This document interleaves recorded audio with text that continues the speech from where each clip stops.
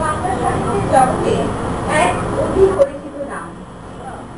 কাব্য নাটক রচয়িতা, গীতিকার, গায়ক, স্বদেশপ্রেমী, নানা পরিচয়ে ছড়িয়ে দিয়েছেন নিজেকে। ঠিক ছিল না তার চরিত্রে। আজ পিতা সুমধু কণ্ঠের অধিকারী গায়ক কার্তিকেয় চন্দ্র রায়ের যোগ্য পুত্র হিসাবে তার খ্যাতি। সেই খ্যাতিমান পুরুষের জন্ম 1863 সালের 19শে জুলাই, বাংলা 1270 সালের 4 শ্রাবণ। মাতা শ্রীমতী প্রসন্ন কুমারী দেবী তিনি কনিষ্ঠ পুত্র। দীনেন্দ্রলাল রায়ের সংক্ষিপ্ত নাম D.L. রায়। আজ তাঁরই গানের মাধ্যমে রামমোহন লাইব্রেরির হিন্দি বিভাগের তরফে তার 60 শতবর্ষের জন্মদিন পালন করতে সচেষ্ট প্রয়াস দীনেন্দ্র কাব্যগাথা। তাঁরই লেখা বিভিন্ন নাটকের গানগুলিকে সাজানো হয়েছে একটি মানুষের জীবনী হিসেবে। কবির বিখ্যাত ঐতিহাসিক নাটক চন্দ্রগুপ্ততে যে গানগুলি ব্যবহৃত হয়েছে তার মধ্যে নাটকের প্রথম অঙ্কের চতুর্থ দৃশ্যের বিখ্যাত গানটি ছায়া চরিত্রের পূর্বরাগ সঙ্গীত। গানে বসন্তের আগমন কল্পনা করেছেন কবি। প্রজাপতিরূপী বসন্ত তার হিরোর মাথা পাখা তুলে পাতায় পাতায় ঘুরে ঘুরে ঘুরছে। সুন্দর চাঁদের হাসি ছড়িয়ে পড়েছে চতুর্দিকে। এসবের মধ্যে তিনি হাসি মুখে সুখ নদীর উপকূলে প্রাণ খুলে রেখে যাবেন সুদূরের আহ্বানে।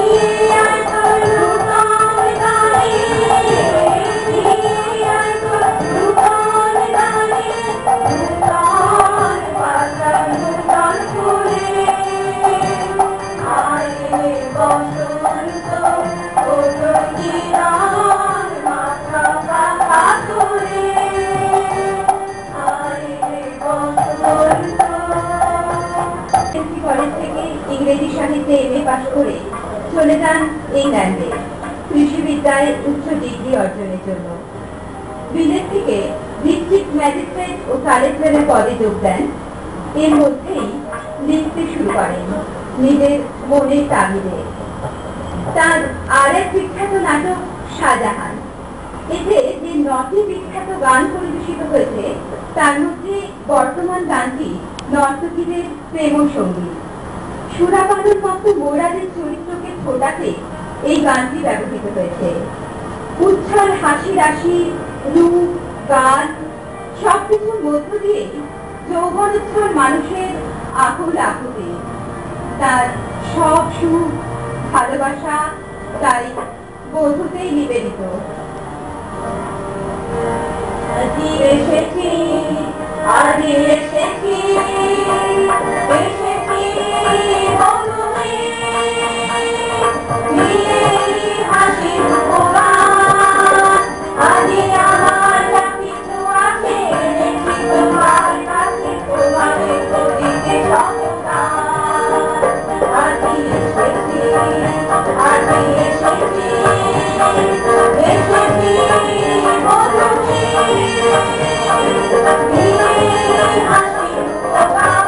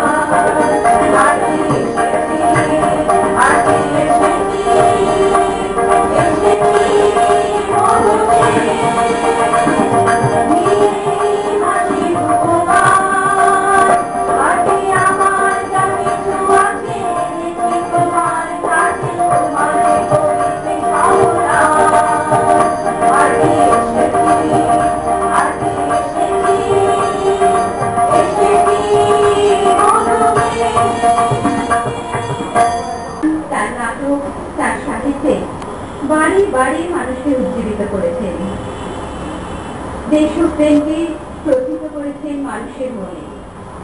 এইসব গান আজও মানুষকে আপ্লুত করে। তার বিখ্যাত শাহজাহান নাটকে তৃতীয়াঙ্গের ষষ্ঠ দৃশ্যে বর্তমান গানটির অবতারণা। মহামায়া যশোবন্তকে সেখানে দেশপ্রেমের আদর্শে উদ্বোধিত করেছেন। এখানে রাজপুত ইতিহাসকে কেন্দ্র করেই তিনি দেশপ্রেমের উচ্চ আদর্শকে ঘোষণা করেছেন, ছড়িয়ে দিয়েছেন সমগ্র দেশবাসীর মধ্যে। দেশমাতৃকার স্বাধীনতার জন্য জাতি ধর্ম নির্বিশেষে গানের মাধ্যমে ছড়িয়ে দিয়েছেন তার মূল মন্ত্র। প্রকৃতির অজস্র উপাদান ও মানুষের হৃদয়ের মেলবন্ধনে কবি হৃদয় বিমুগ্ধ, নৃত্য বিহ্বল চিত্ত। তাই কবি গেয়ে ওঠেন,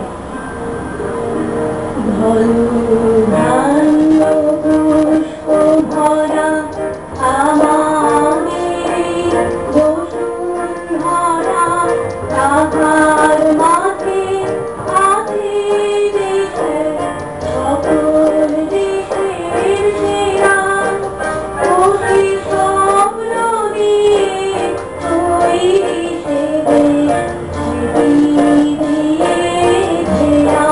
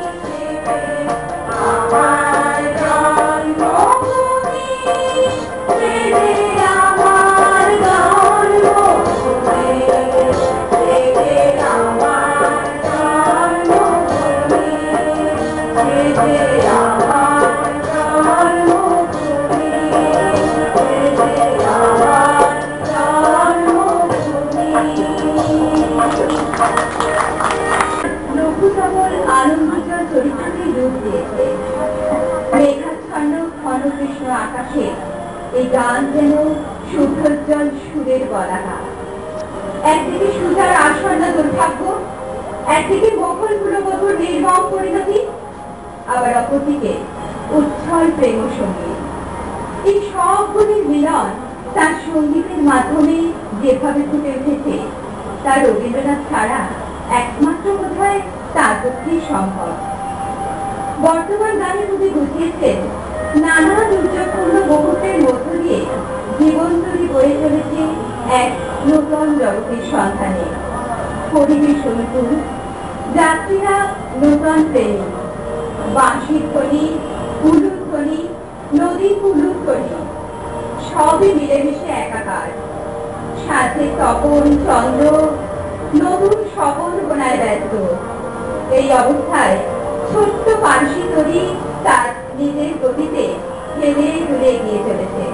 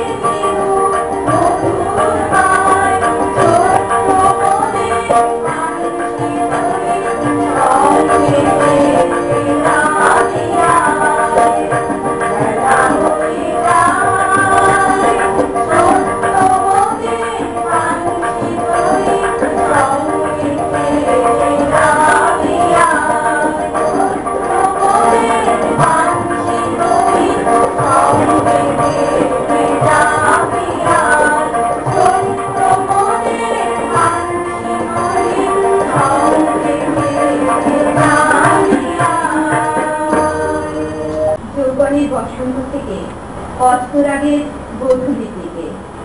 জীবনের গভীর ব্যক্তিকে ছুঁয়ে তার প্রত্যেক পর্ব, প্রত্যেক অধ্যায় থেকে অভিজ্ঞতার টুকরো টুকরো চয়ন, এগিয়ে চলা।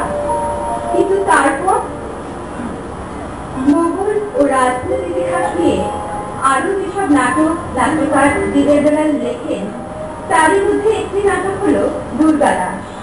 এই নাটকে তৎকালীন সামাজিক ব্যবস্থা সম্পর্কে লেখা হয়। এই নাটকে তার প্রবল ভাবোচ্ছ্বাস ও কল্পনার আতিশয্য ইতিহাসের নির্দিষ্ট গণ্ডি পেরিয়ে এগিয়ে যায়। কবির জীবনের শেষের দিকের নাটক এটি। 1913 সালে তিনি এই নাটক রচনা করেন। কবি তার ব্যক্তিগত জীবন ও শিল্পী সত্তার পরিবর্তনের কথা মর্মভেদী বেদনার মাধ্যমে ব্যক্ত করেছেন। প্রেমের গান আর গাই না, হাসির গান আর গাই না, সেদিন গিয়াছে, হাসি তামাশার দিন গিয়েছে, আমারও গিয়েছে, সমাজেরও গিয়েছে। এই উক্তির মাধ্যমে শিল্পীর মনোজীবনের একটি নিগূঢ় সংকেত পাওয়া যায় আমাদের বর্তমান গানের মধ্যেও, যেখানে কবি নিজে অনুভব করছেন তার জীবনের শেষ প্রান্তে এসে সারা জীবনে তার প্রাণের অস্তিত্ব কিভাবে গেল এই পৃথিবীতে, কি পেলেন তিনি এখান থেকে। মরণের আওতানে যে তাকে সাড়া দিতে হবে তা তিনি জানেন, তিনি বোঝেন। এখন গভীর জলে সাঁতার কেটে তিনি দেখতে চান সংসারের গভীরতা, জীবনের অন্তরা পর্বের মধ্যে পেতে চান তারই সন্ধান। কবির ভাষায়, জীবনটা তো দেখা গেল শুধু কেবল কোলাহল, জীবনটা তো দেখা গেল শুধু কেবল কোলাহল। এখন যদি সাহস থাকে মরণ তাকে দেখবি, ওরে মরণ তাকে দেখবি, ওরে মরণ